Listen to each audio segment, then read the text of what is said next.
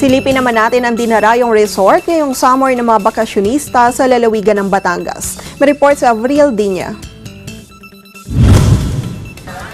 Habang patuloy na umiinit ang panahon ay siya namang pagdagsa ng mga bakasyonista sa iba't ibang paliguan. May ilang mas pinipiling maligo sa mga swimming pool at meron din namang mas nais maligo sa dagat. Isa sa mga paboritong puntahan ng mga bakasyonista ay ang Batangas. Dahil bukod sa magagandang tanawin ay napakalapit nito sa Maynila at iba't ibang kalapit na probinsya.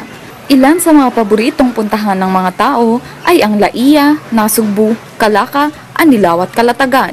Paraiso daw kung maituturing. Subalit ng aming matunto ng Barangay Calayo, aming natuklasan ng isang natatagong paraiso sa isang maliit na bayan sa Nasugbu. Bukod sa asul at malinaw na karagatan, ito ay mayroong pinong puting buhangin. Kung ang hanap naman ay marelax at magpahinga, mayroong mga tradisyonal na bahay kubo na siyang magsisilbing bahay tuluyan. Higit sa magandang tanawin na babalik-balikan ng sino mang magbabakasyon sa Calayo ay ang mapagkumbabang mga katutubo ng bayan. Mula dito sa Batangas, Avril Dinya, Eagle News.